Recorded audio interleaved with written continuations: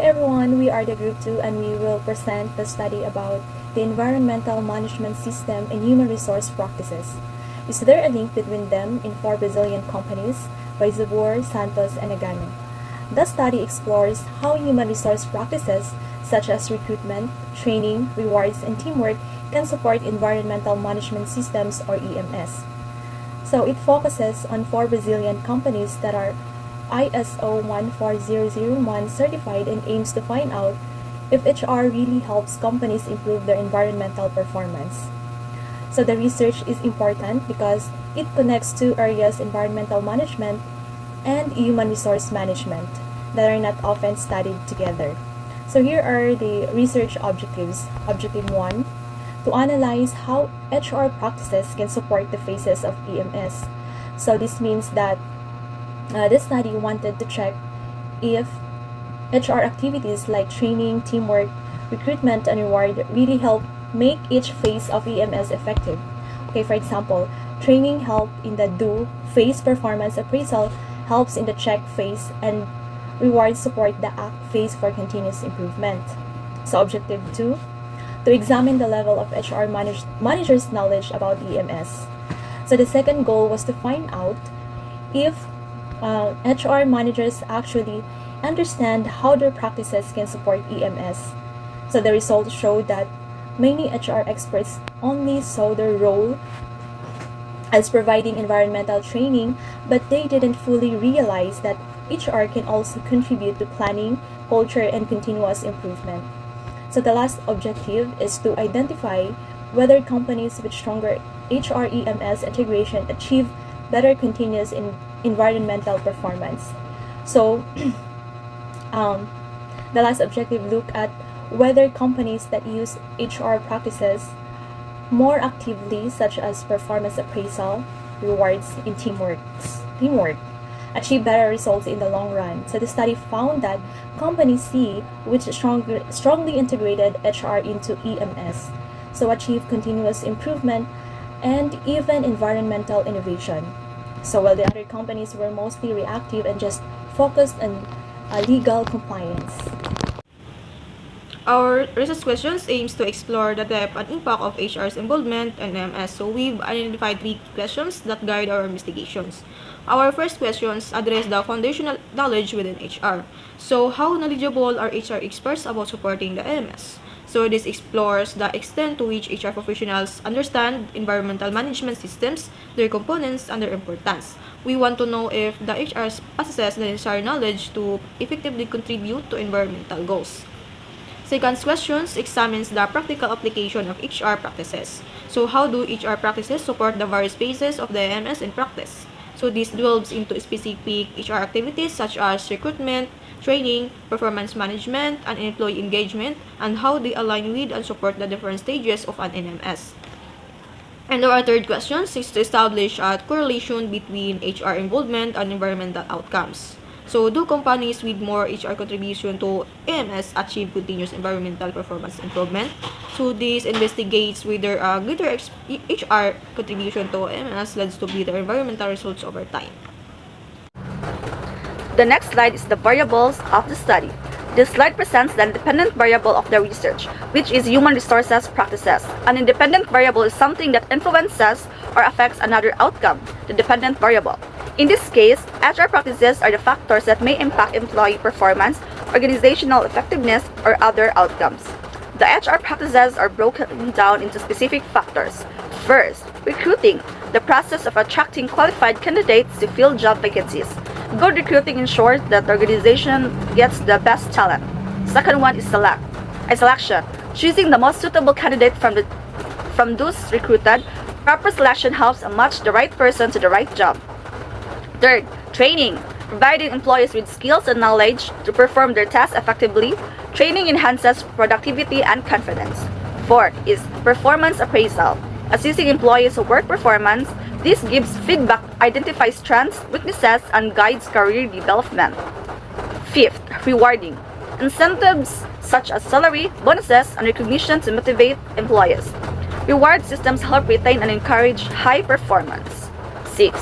Teamwork, promoting collaboration and cooperation among employees. Strong teamwork improves efficiency, innovation, and workplace harmony. 7. Management of organizational culture, shaping and maintaining the company's values, norms, and work environment. A healthy culture influences behavior and performance. 8. Management of organizational learning, ensuring continuous learning and knowledge sharing within the organization. This helps the company adapt and remain competitive. In short, this slide tells us that the study will focus on HR practices as the dependent variable and look at how these different factors influence the dependent variables. Next is a variable of study. Environmental management system dependent variables. First is environmental policy. Establish the company commitment to environmental issue and guide HR like awareness and training. Second is planning.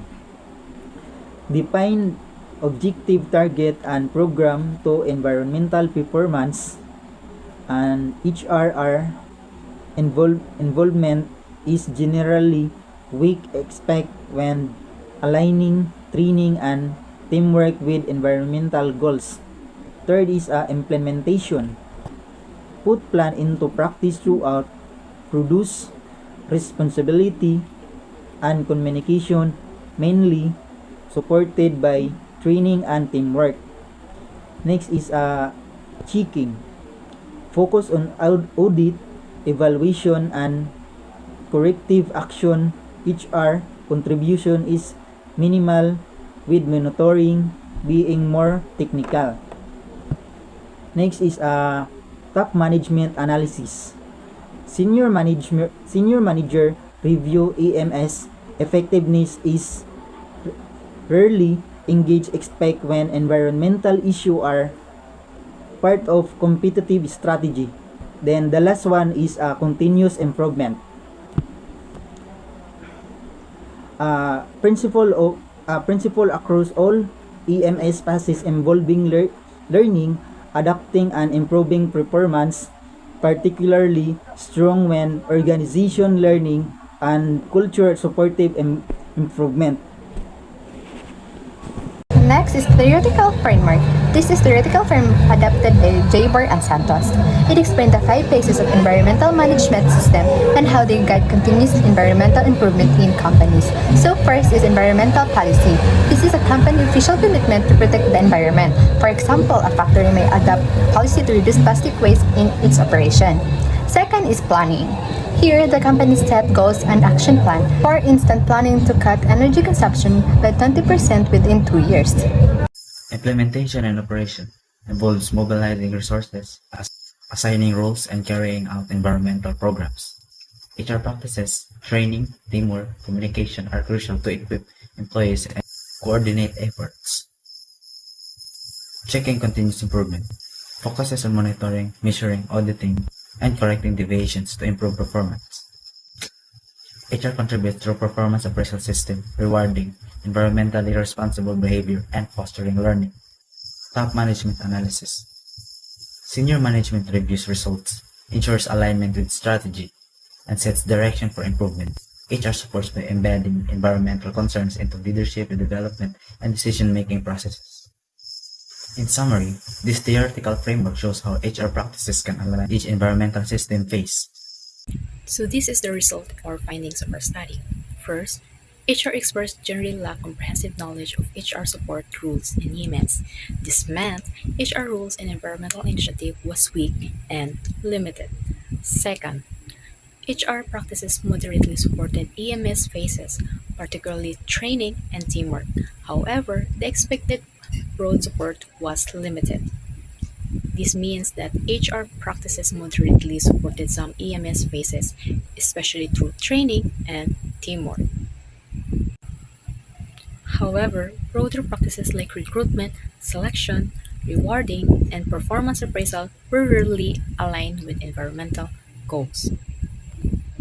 Third, companies with stronger HRMS link showed better continuous environmental performance. So this means that study confirmed that when HR is actively involved, companies achieve sustained environmental performance rather than treating EMS as paperwork requirement.